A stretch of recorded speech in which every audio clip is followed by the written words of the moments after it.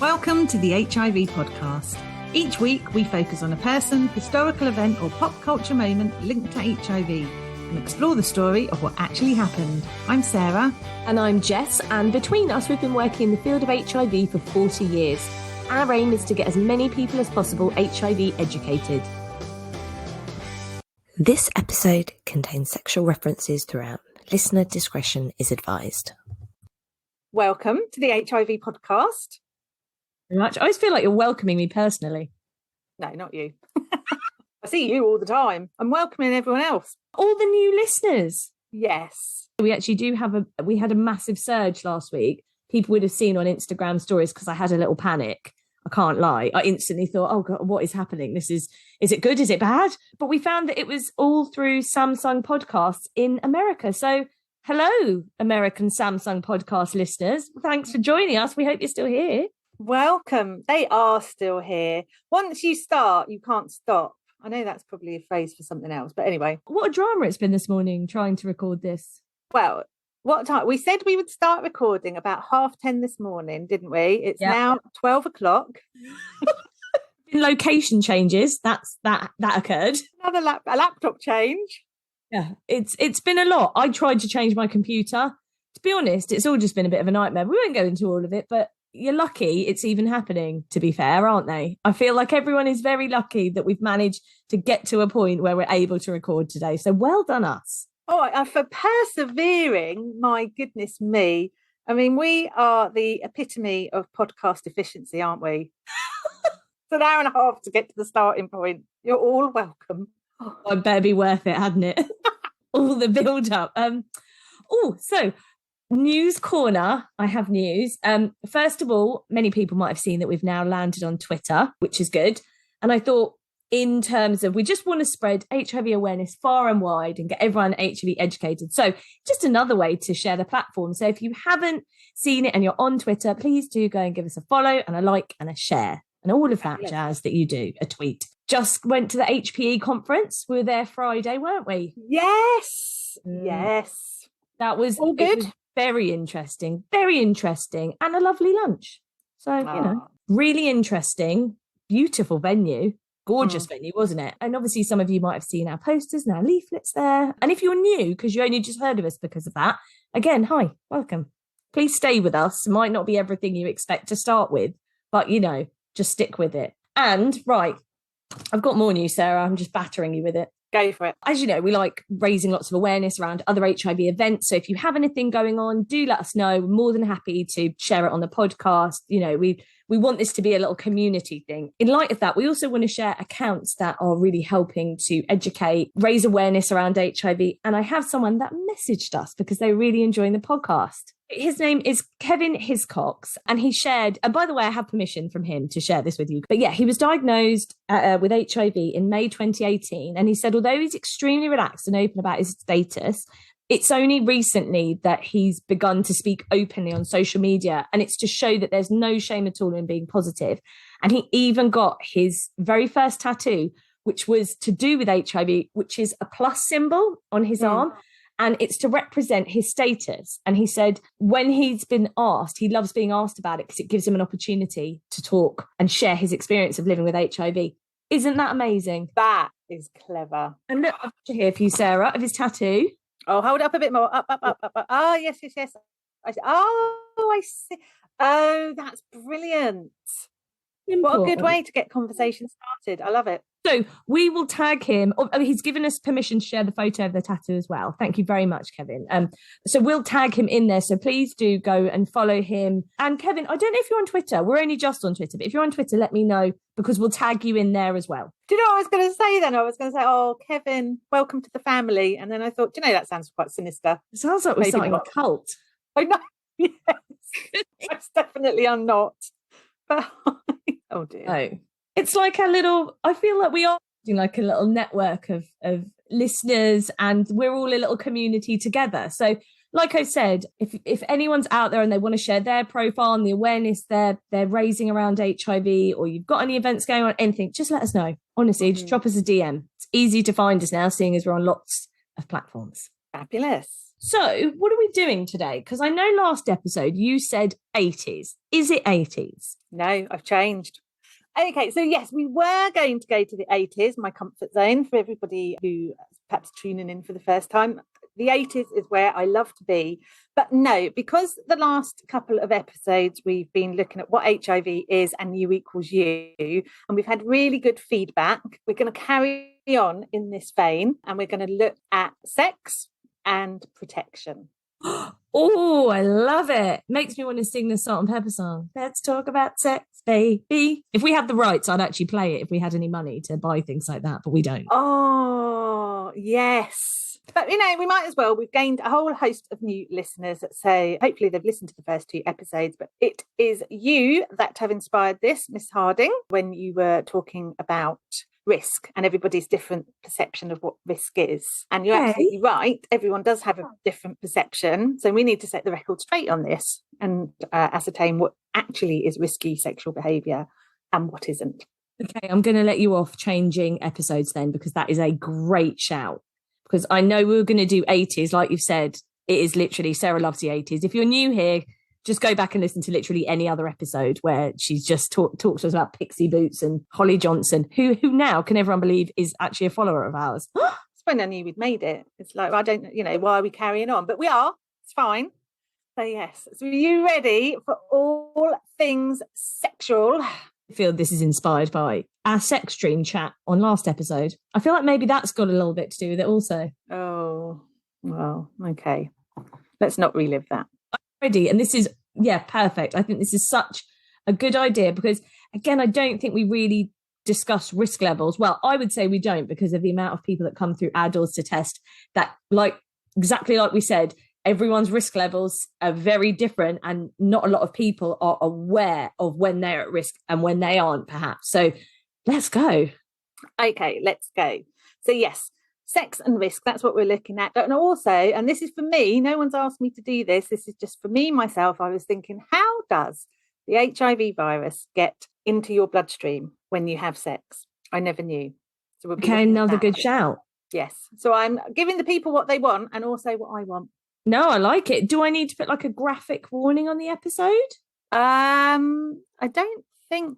I don't know. See, do you know, that's a good point. Because we work in this sector and because we talk about things like this a lot, I don't see it as being graphic. But you do wonder if the average person on the street might go, she's mentioned the word vagina. So I'll have a think about that. But I mean, if you're of I was going to say nervous disposition, Sarah's not going to scare you. It's fine with penis chat. But maybe if you've got kids in the car or something, perhaps think about whether you want them to hear this. I don't know. I don't know what kind of disclaimer that was, but it was better than nothing. Yes. Okay, you ready? So let's look at risk levels. So HIV is present in bodily fluids. We know this. I won't put you on the spot this early on. Ready. But we know it is present in blood, semen, secretions in the vagina, secretions in the rectum or bum, and breast milk. It is not in saliva, urine, feces, or tears. So when you see newspaper stories of someone being spat on and therefore risking being an HIV, that's just the papers making a big deal out of nothing. But they might be open to other infections, so it's always best to get checked out. Yeah, they love one of those stories, don't they? Yeah, why is that? Why is that the one story that they kind of hone in on? And I know it's normally to do with the police, isn't it? A policeman was spat out and now he's at risk of HIV, and you think, but he's not. It is another way to stigmatise HIV. It is another way to sensationalise it. And I think the newspapers are just going, yeah, well, this person's told me they're at risk because the person that spat at them is positive, so I'm just going to go with that. And it's such irresponsible reporting. It's very strange. And even if you come into contact with someone's bodily fluids, which is a very here we go, if you have sex with someone, they've got to be positive and they've got to be detectable. So the risks are quite low in any kind of scenario. We know that most people who are positive are on medication, so they're undetectable. So the highest risk comes from those who don't know their HIV status, not those that do. And I just don't know how many times we have to say this before it sinks in to the general public. Because, as you said, people with HIV, they get really bad press they're not a risk. Right. And I actually think we're going to have to say it 10 times, actually more than 10 more times. I was going to say for every newspaper story that has a headline around my HIV scare horror, where they use such awful terminology like that, because we know we've seen it. Every time there's a newspaper headline like that, we need to be saying there isn't that risk like 100 more times. I feel like it's like it's Wadey and Treacle, isn't it? It's really hard every time a sensationalist story comes out like that. It's hard to counteract that information. Yeah, everyone should bear that in mind. That's kind of how we can move forward with this. Now, the virus has got to find a way into the body, right? An entry point. That could be through an open wound, but I mean, that's rare, isn't it? You basically, a positive person with a detectable viral load would have to bleed into someone's open wound. And I mean, it just doesn't. We've got 700 service users and not one of them has ever come into that kind of circumstance. Medical thing. But let's also say that if you're bleeding, blood is coming out of you. And if someone else is bleeding, blood is coming out of them. It's not a suction device. That should be fairly difficult, I'm imagining. If lots of people have blood coming out of them to then try and force your blood into, I'm not saying impossible. That's not what I'm saying. But I am saying it's another hurdle. So that's, but it is a way it could happen, but come on, it's like the most unlikely way ever. So the other point of entry is through a mucous membrane. Well, I'll start that again, because every time I've practiced this, it's been like, what? So the other point of entry is through a mucous membrane. Moist membranes lining body cavities that are not protected by dry skin. Now, that's a bit of a mouthful, I know, but think rectum, vagina, urethra, and the underside of the foreskin. They are all good, moist places. So all the kinds of places, without grossing everyone out, but all the kinds of places that you might get like a yeast infection or something. Sarah's actually dying with laughter. Those warm, moist places, right? What a lovely way to remember them by. Well, yes, I suppose so. I suppose like the way to think of it, if it's a moist membrane-lined body cavity, it's a risk. Does it feel moist? Yes. Is it a cavity? Yes. Get your condom ready. There you go. Yeah, perfect. Is it open to yeast infections? Yeah, you can't get yeast infections in anal yeast infections, can you? No, I'm not going to lie. I was just thinking that when that went on, I was like, hang on, can you? I don't know. You can. Yeah.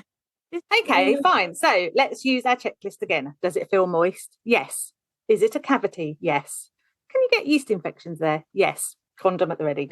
Amazing. Although I'm going to ruin this because your mouth is moist, isn't it? And that's not a risk. Mouth's not a membrane? Cavity. It's not. So it's a cavity, isn't it? And it's moist and it's got, well, your lips are dry, so that surrounds it. So, but you can't really catch HIV in your mouth. Oh, we're blowing our own kind of catchy theory. Oh, wow. But I liked it. I liked where you were going with it. I know. I thought I was onto something there. So I was about to ring public health. Got a new campaign. It's going to be amazing. Okay, so how does it get the virus? How does it get from your moist membrane-lined body cavity, which is how I refer to all of my orifices from now on? Love it. How does it get from there into the bloodstream? Well, the immune cells, we know the immune cells, the T cells, they're vulnerable to HIV, aren't they? So they've got to be present at the site of entry. So mucous membranes contain these cells, which makes sense because they're guarding all our orifices. And the same immune cells use the bloodstream to travel around. Okay. So that's how it travels. It sounds like an action movie, Guardians of the Orifices, doesn't it? Oh my God, that's perfect. We should pitch that to somebody. No one else nicked that idea. That's us. But with all our new American listeners, there's bound to be someone with connections to Hollywood. Come on. Yeah, hit us up. Come on, get in touch with us. We've got more ideas. There's more where that came from. Guardians of the Orifices. But it is how it works. But it also explains why sometimes people don't contract HIV when they sleep with someone who's positive with a high viral load. Because, maybe there aren't immune cells present in that particular moist membrane-lined body cavity at that time. They can't be everywhere, can they? Otherwise, we'd never catch any illnesses. So I like to think at the beginning of each day, little T-cell planning meeting, and they're like, right, guys, who's going to guard where? Who wants to guard the underside of the foreskin? Complete silence. Where would you choose? If you were one of them, where would you choose? Oh, it definitely wouldn't be the underside of the foreskin. That's going to go to that T-cell that's near retirement, isn't it? That's just given up, oh, fine, I'll do it. Doesn't look like they're going to have sex today anyway.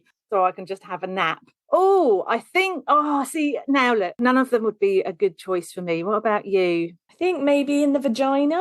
I think maybe I'd guard the vagina. I just think interesting things happen there.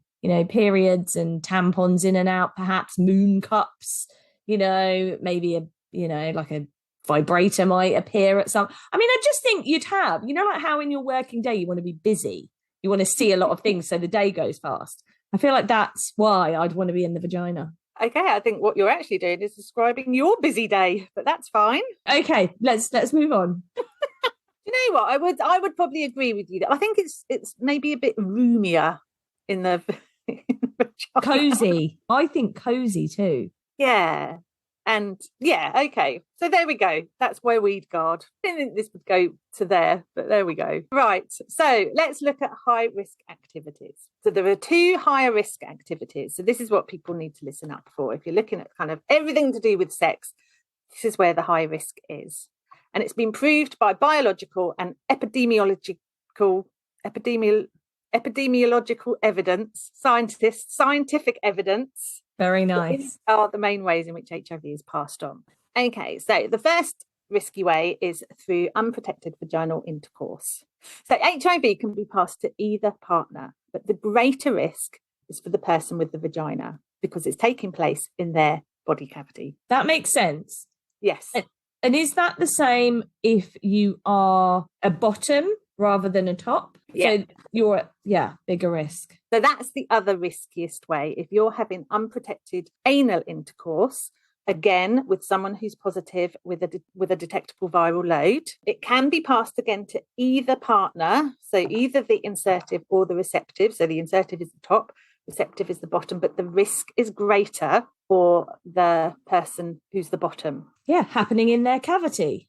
Absolutely. It's good to know this. It's good to know that there are different levels of risk. It's not just, of course, we'd always say, have safe sex, look after yourself, protect your partners. Definitely. And I think it helps for people if they're undecided about whether to go for an HIV test, because some people are super, super cautious, aren't they? We've had people come to test with us before and said, someone sneezed on me on the tube. And it's like, okay, I mean, that's just not a risk. And yet, like you say, we've had other people in the past that have had unprotected sex. I'm like, well, but am I at risk? So maybe it helps people make up their mind. I think you're absolutely right. I think that's the scary thing, that the differences that we see, the level of some people saying, I shook someone's hand, I saw they have a cut on their hand and I'm really concerned. And they've been up for 2 weeks not sleeping or eating because they're so stressed out.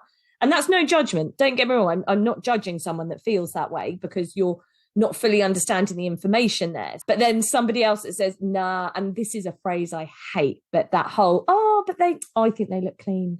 God, I hate that phrase.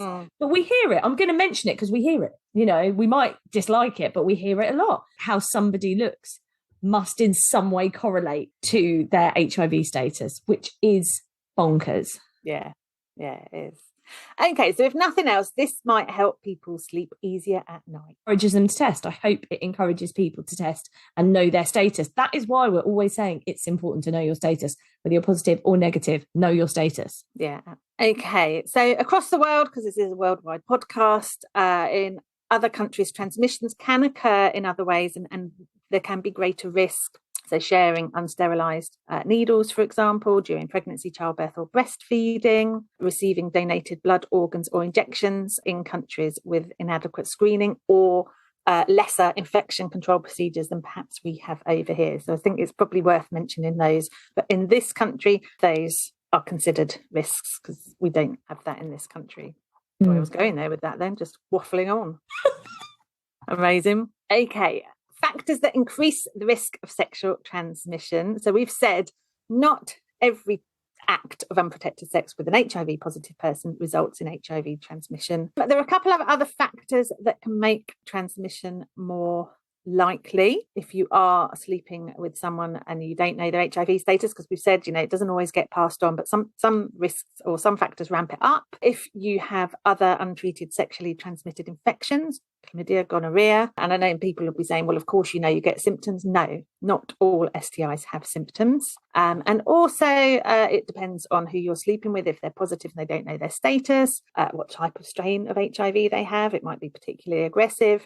And of course, how much HIV is in their bloodstream. How high is their viral load? You can't tell these things by looking at somebody. Which is why we go on and on about people using protection. Yeah. And we'll never stop. That's why we're doing this episode. Exactly. Now, one thing we get asked a lot, or I get asked a lot, I hope you do too. I hope people aren't coming into test just picking me for this. Oral sex. Yes, I do. Yeah. Oh. Ironically, in my little window period speech that I put the little clip out of, oral sex is actually one of the things I was thinking of when we were talking about levels of risk, because this is one I hear massively, definitely. So this is really good. I'm glad we're covering this. Oh, I'm glad it's not just me. People look at me and think, oh, she's got a kind face. I'll ask her about oral sex. No, ask Jess. Like, she'll know. Sarah will know. She's the one. Yeah. Been around the block a few times. She's experienced. Okay, occasionally it can be passed, HIV can be passed from a positive person through someone sucking their penis, but it is quite rare. Other forms of oral sex are either very low or no risk at all. But if you are sucking someone's penis and they have HIV and a high viral load, potentially there is a risk there. It's a small risk. Obviously, it depends on the viral load, as I've just said, of the person with HIV. It also depends on the dental health of the person performing oral sex. Okay, I prefer the terms performing oral sex. I know you had to be graphic there, but I don't think I've ever heard you say sucking someone's penis. Oh, well, I didn't want to kind of shy away from it, and I didn't want to be really kind of blunt either. It's hard to pitch these things because you don't really know who your audience are. So I think that's not too graphic. No, but definitely not. My kids have probably never been so proud as they are of me at this moment. I'm also glad we put a disclaimer in at the start. Now I'm hearing the content. Okay, so hopefully that helps with the whole oral sex thing. Yes, I think it's more to do with the dental health of the person that's performing the act. Yes. Rather than the person who's got HIV. The other thing we should mention is HIV can be transmitted by sharing sex toys. So like butt plugs, for example. So they should be covered with condoms or disinfected between each use. I mean, I'd hope people would disinfect them anyway, surely. Surely people clean their toys after they've used them. You'd hope so. I don't know. There is a passion. You might not remember to do it afterwards. But yes, very, very good advice. This is the thing. When we're at Pride, I've had people say before, I don't need a condom. I don't sleep with anyone with a penis. And I'll say, would you use sex toys? Do you use anything like a vibrator or a dildo? Yep. Okay. Well, do you use them with a partner? Yes. Okay. Well, you can use a condom on those. And that way you're not having to then go and disinfect and all of that jazz. You can just use a condom on your vibrator or your dildo and then just take that off at the end of it. And keeps you both nice and safe. Just good etiquette, isn't it? I think so. Okay. Now, impossible routes of transmission. Let's clear this up once and for all. There have been no documented cases of HIV being passed on through coughing, sneezing or spitting, kissing, hugging, shaking hands, sharing cutlery, plates or cups, breathing the same air, using the same lavatory, mosquito or animal bites. I can't believe breathing the same air is in there. Yes, and again, we always put the sources of where we take this information from. I made this up. Don't make anything up.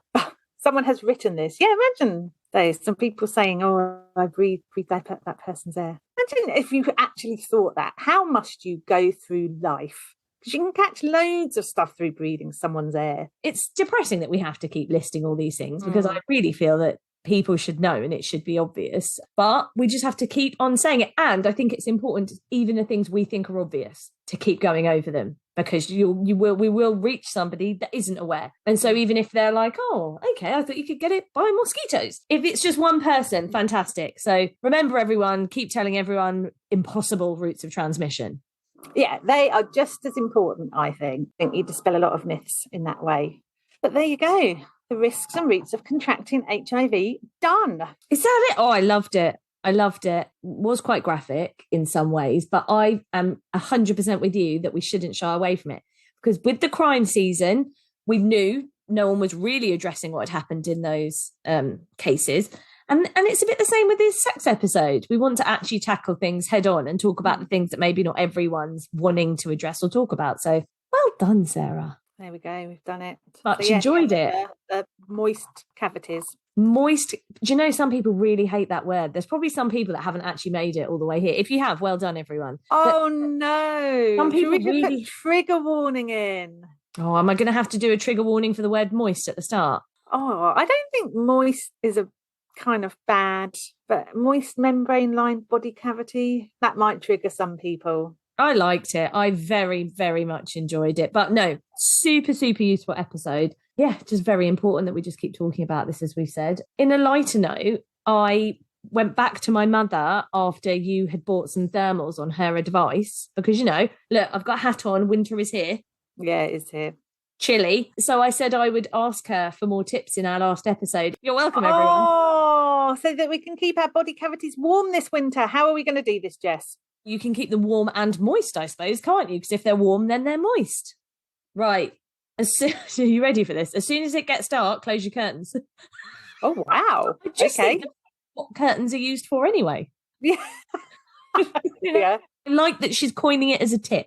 Although I should say, I thought I'm going to put her on the spot. I didn't want her to think about it too much. So I just rang her up out of the blue and went, how would I stay warm this winter?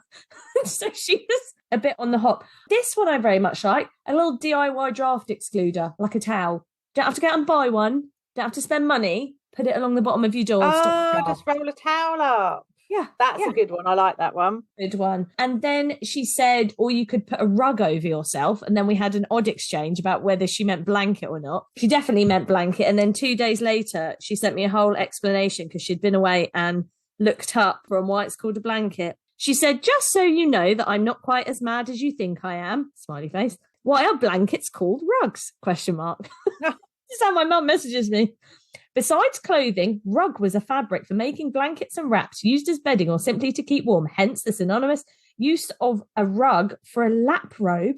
I didn't actually read this message when she sent it, I can tell, which refers to a blanket for the legs, lap, feet, and used by a traveller. So there we all go, everyone. Every day's a school day. Rugs can also be called blankets. And blankets... Oh. Well, yeah, I don't think you can call a blanket a rug. But anyway, so there we go. Thanks, Bernice. We'll be staying warm this winter because of you. Well, you can go back to her this week. This week's question, Bernice. Which moist membrane-lined body cavity would you guard? Oh my God, I'm actually going to ask her that. And Sean, our boss. Love to know which one you choose. God, I hate you so much. Do you know why she's saying this? She's so mean to me because I'm the one that has to go and get this information. I'm the one that's going to have, give me a list of all the moist, were they? Moist membrane-lined body cavities. Do you know to say what they are? Yeah, go on. Okay, so we are talking about... So your choices are rectum, vagina, urethra, and the underside of the foreskin. Okay, and actually, anyone listening, if you want to let us know, please do. Because I actually want to see what's the most popular. T-cells just go up in my estimation all the time. I never thought they had to guard these areas of our body. Is it not bad enough that they're floating around the bloodstream, getting smacked in the face by HIV cells? They've also got jobs like this to do.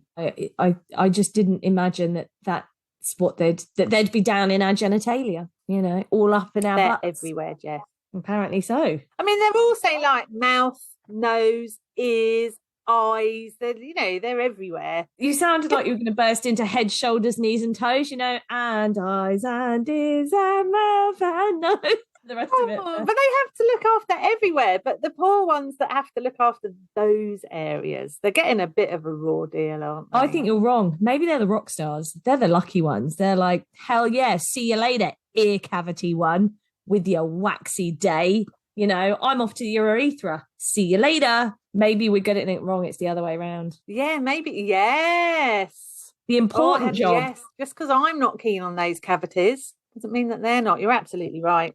Never a dull moment. It really isn't, is there? I'm sort of slightly fearful about what next week's episode's going to bring now. Oh, well, next week I can tell you exactly what we're going to do. We are going to look at protection, condoms and PrEP, because we talk about it so much. We're going to go into it in a bit more detail, and we're going to look at how you actually use a condom, how you put on a condom, and we talk about PrEP as well. Literally sounded like I didn't know what I was talking about then. I was just scrolling down to it.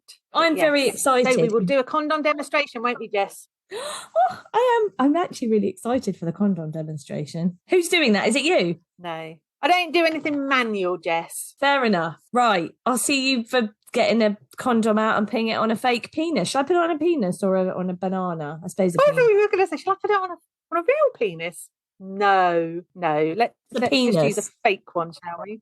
Huh? I was going to say, go and source a real penis. No, don't do that.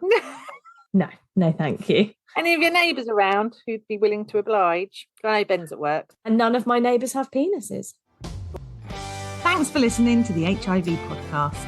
If you enjoyed our podcast, please like, rate and subscribe wherever you listen to your podcasts. You can now also follow us on Instagram and TikTok at the HIV podcast for behind the scenes insights and videos.